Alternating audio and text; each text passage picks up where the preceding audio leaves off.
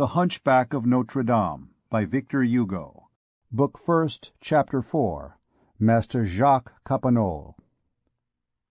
While the pensioner of Ghent and his Eminence were exchanging very low bows and a few words in voices still lower, a man of lofty stature, with a large face and broad shoulders, presented himself, in order to enter abreast with Guillaume Rym.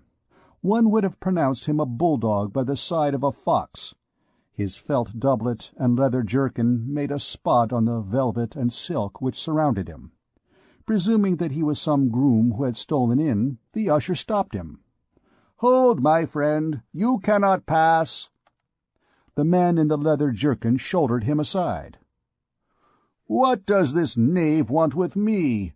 said he in stentorian tones, which rendered the entire hall attentive to this strange colloquy. "Don't you see that I am one of them?" "Your name?" demanded the usher. "Jacques Coppenole." "Your titles?" "Hosier at the sign of the Three Little Chains of Ghent." The usher recoiled. One might bring oneself to announce aldermen and burgomasters, but a hosier was too much. The cardinal was on thorns. All the people were staring and listening. For 2 days his Eminence had been exerting his utmost efforts to lick these Flemish bears into shape, and to render them a little more presentable to the public, and this freak was startling. But Guillaume Rym, with his polished smile, approached the usher. "Announce Master Jacques Coppenole, clerk of the aldermen of the city of Ghent," he whispered very low. "Usher," interposed the cardinal, aloud, "announce Master Jacques Coppenole, clerk of the aldermen of the illustrious city of Ghent." This was a mistake. Guillaume Rym alone might have conjured away the difficulty, but Coppenole had heard the cardinal. "No cross of God?" he exclaimed, in his voice of thunder. "Jacques Coppenole, hosier. Do you hear, usher? Nothing more, nothing less. Cross of God! Hosier! That's fine enough. The Monsieur the Archduke has more than once sought his gant in my hose." Laughter and applause burst forth. A jest is always understood in Paris, and consequently always applauded. Let us add that Coppenole was of the people, and that the auditors which surrounded him were also of the people. Thus the communication between him and them had been prompt, electric, and, so to speak, on a level. The haughty air of the Flemish hosier, by humiliating the courtiers, had touched in all these plebeian souls that latent sentiment of dignity still vague and indistinct in the 15th century. This hosier was an equal, who had just held his own before Monsieur the Cardinal. A very sweet reflection to poor fellows habituated to respect and obedience towards the underlings of the sergeants of the bailiff of Sainte-Geneviève, the cardinal's train-bearer. Coppenole proudly saluted his Eminence, who returned the salute of the all-powerful bourgeois feared by Louis XI.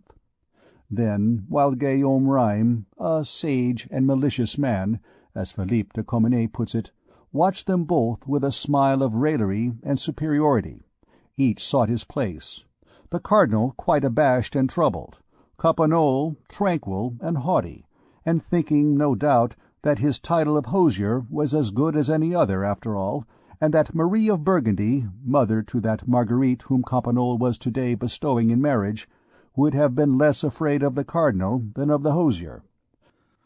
For it is not a cardinal who would have stirred up a revolt among the men of Ghent against the favourites of the daughter of Charles the Bold.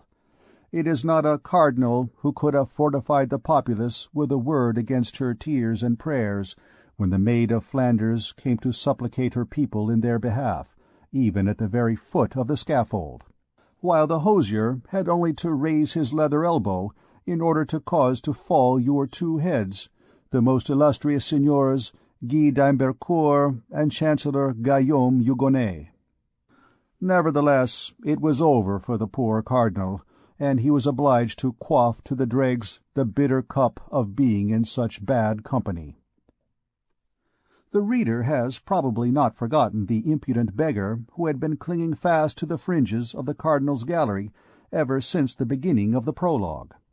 The arrival of the illustrious guests had by no means caused him to relax his hold, and while the prelates and ambassadors were packing themselves into the stalls, like genuine Flemish herrings, he settled himself at his ease, and boldly crossed his legs on the architrave. The insolence of this proceeding was extraordinary, yet no one noticed it at first, the attention of all being directed elsewhere. He, on his side, perceived nothing that was going on in the hall. He wagged his head with the unconcern of a Neapolitan, repeating from time to time, amid the clamour, as from a mechanical habit, "Charity, please!" And assuredly he was, out of all those present, the only one who had not deigned to turn his head at the altercation between Coppenole and the usher. Now chance ordained that the master hosier of Ghent, with whom the people were already in lively sympathy, and upon whom all eyes were riveted, should come and seat himself in the front row of the gallery, directly above the mendicant, and people were not a little amazed to see the Flemish ambassador, on concluding his inspection of the knave thus placed beneath his eyes, bestow a friendly tap on that ragged shoulder. The beggar turned round.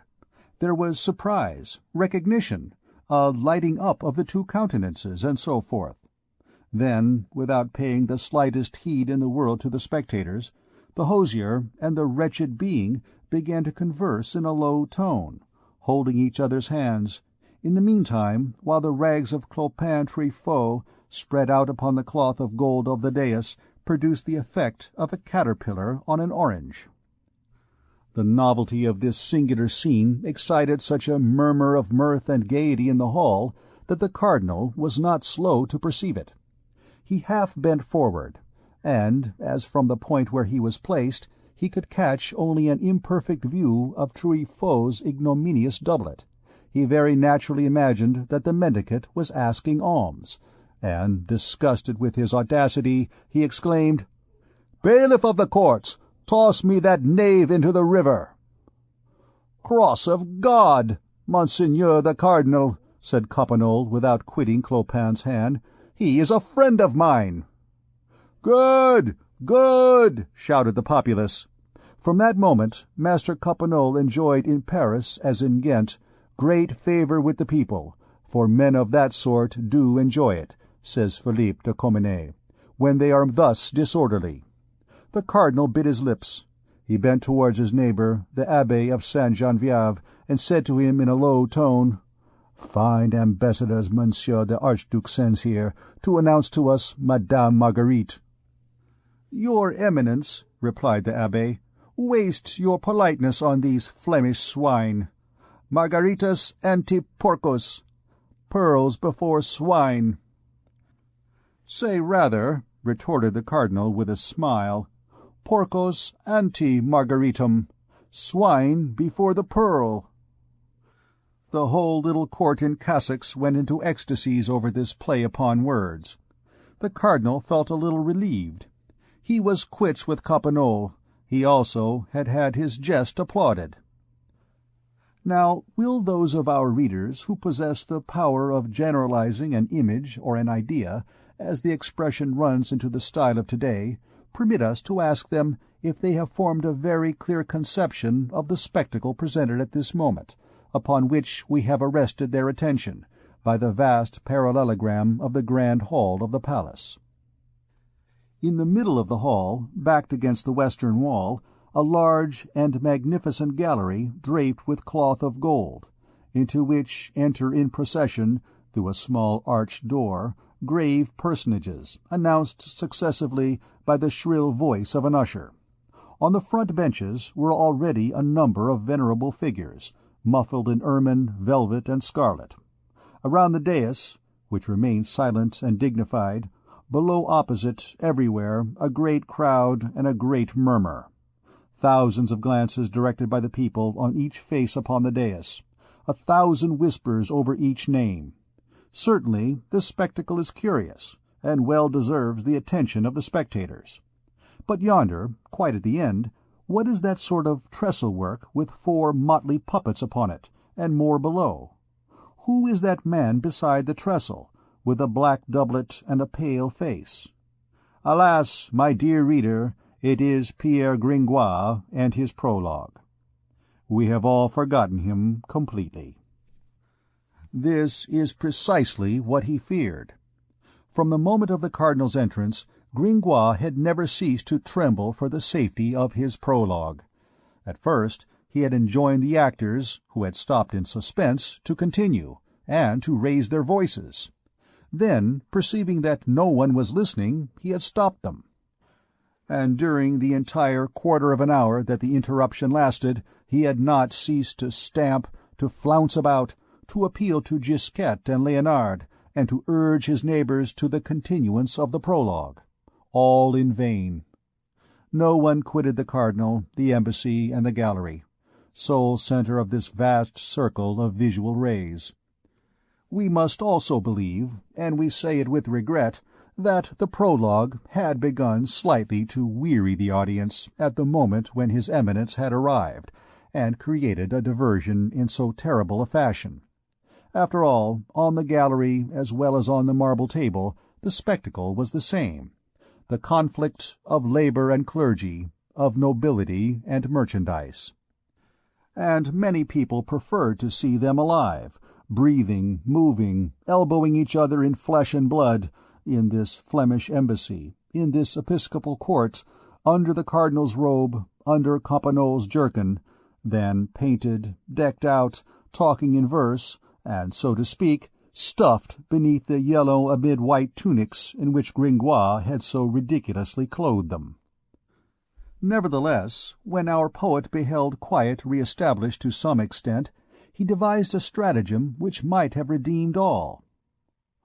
"Monsieur," he said, turning towards one of his neighbors, a fine big man with a patient face, "suppose we begin again." "What?" said his neighbor. "The mystery," said Gringoire. "As you like," returned his neighbor. This semi-approbation sufficed for Gringoire, and, conducting his own affairs, he began to shout, confounding himself with the crowd as much as possible. "Begin the mystery again! Begin again!" "The devil!" said Joannes de Melendino. "What are they jabbering down yonder at the end of the hall?" For Gringoire was making noise enough for 4. "Say, comrades, isn't that mystery finished?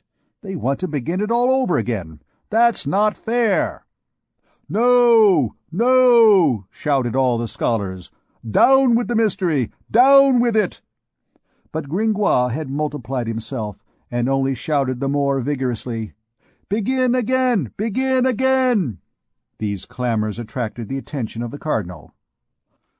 "Monsieur Bailiff of the Courts," said he to a tall black man, placed a few paces from him, "are those knaves in a holy water vessel, that they make such a hellish noise?" The bailiff of the courts was a sort of amphibious magistrate, a sort of bat of the judicial order, related to both the rat and the bird, the judge and the soldier. He approached His Eminence, and not without a good deal of fear of the latter's displeasure, he awkwardly explained to him the seeming disrespect of the audience, that noonday had arrived before His Eminence, and that the comedians had been forced to begin without waiting for His Eminence. The Cardinal burst into a laugh. "On my faith, the rector of the university ought to have done the same. What say you, Master Guillaume Rime?" "Monseigneur," replied Guillaume Rime, "let us be content with having escaped half of the comedy. There is at least that much gained." "Can these rascals continue their farce?" asked the bailiff. "Continue, continue," said the Cardinal. "It's all the same to me. I'll read my breviary in the meantime." The bailiff advanced to the edge of the estrade, and cried, after having invoked silence by a wave of the hand, "Bourgeois, rustics, and citizens! In order to satisfy those who wish the play to begin again, and those who wish it to end, His Eminence orders that it be continued." Both parties were forced to resign themselves, but the public and the author long cherished a grudge against the Cardinal. So the personages on the stage took up their parts, and Gringoire hoped that the rest of his work at least would be listened to. This hope was speedily dispelled, like his other illusions. Silence had indeed been restored in the audience after a fashion. But Gringoire had not observed that, at the moment when the cardinal gave the order to continue, the gallery was far from full, and that after the Flemish envoys there had arrived, new personages forming part of the cortege, whose names and ranks, shouted out in the midst of his dialogue by the intermittent cry of the usher, produced considerable ravages in it. Let the reader imagine the effect in the midst of a theatrical piece, of the yelping of an usher, flinging in between two rhymes, and often in the middle of a line, parentheses like the following: "Master Jacques Coppenole, procurator to the king in the ecclesiastical courts. Jehan d'Arlay, equerry guardian of the office of chevalier of the night watch of the city of Paris. Monsieur Galliot de Genouillac, chevalier, Seigneur de Broussac, master of the king's artillery.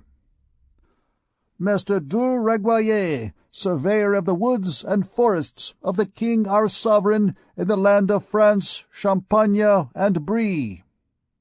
Monsieur Louis de Gravy, chevalier, councillor, and chamberlain of the king, admiral of France, keeper of the forest of Vincennes.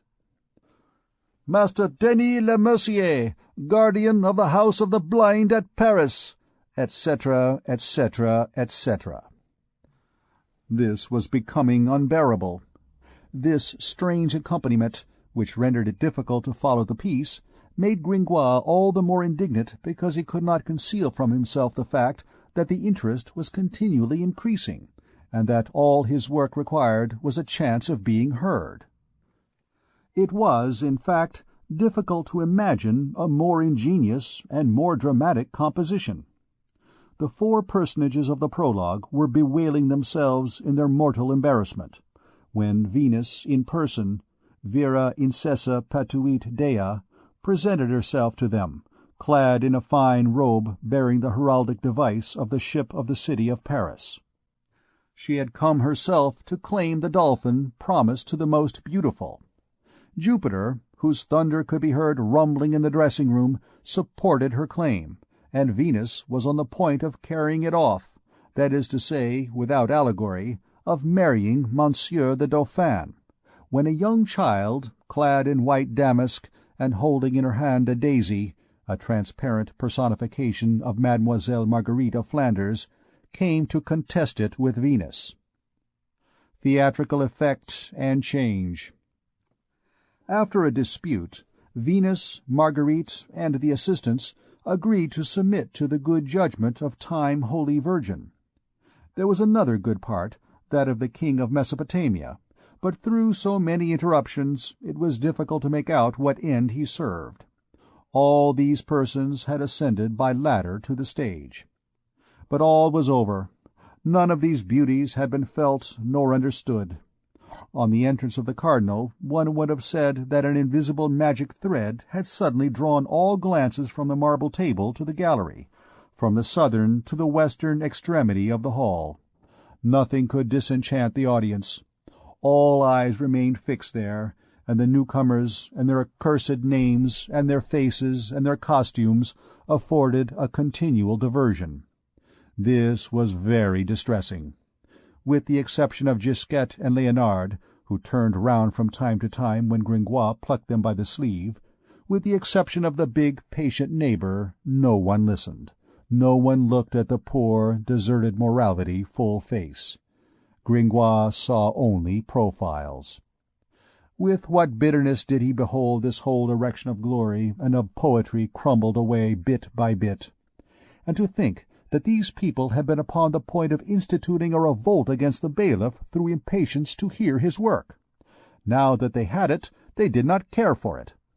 This same representation which had been begun amid so unanimous an acclamation. Eternal flood and ebb of popular favour. To think that they had been on the point of hanging the bailiff's sergeant! What would he not have given to be still at that hour of honey? But the usher's brutal monologue came to an end. Everyone had arrived, and Gringoire breathed freely once more, The actors continued bravely. But Master Coppenole, the hosier, must needs rise of a sudden, and Gringoire was forced to listen to him deliver, amid universal attention, the following abominable harangue. "Messieurs the bourgeois and squires of Paris, I don't know, cross of God, what we are doing here. I certainly do see yonder in the corner on that stage some people who appear to be fighting. I don't know whether that is what you call a mystery, but it is not amusing. They quarrel with their tongues, and nothing more. I have been waiting for the first blow this quarter of an hour. Nothing comes. They are cowards who only scratch each other with insults. You ought to send for the fighters of London or Rotterdam, and I can tell you, you would have had blows of the fist that could be heard in the Place. But these men excite our pity. They ought at least to give us a Moorish dance or some other mummer. That is not what was told me. I was promised a feast of fools, with the election of a pope. We have our Pope of Fools at Ghent also. We're not behindhand in that, cross of God. But this is the way we manage it. We collect a crowd like this one here. Then each person in turn passes his head through a hole, and makes a grimace at the rest. Time one who makes the ugliest is elected Pope by general acclamation. That's the way it is. It is very diverting. Would you like to make your Pope after the fashion of my country? At all events, it will be less wearisome than to listen to chatterers.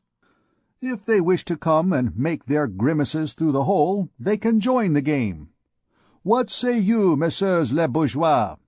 You have here enough grotesque specimens of both sexes to allow of laughing in Flemish fashion, and there are enough of us ugly in countenance to hope for a fine grinning match." Gringoire would have liked to retort. Stupefaction, rage, indignation deprived him of words. Moreover, the suggestion of the popular hosier was received with such enthusiasm by these bourgeois who were flattered at being called squires that all resistance was useless.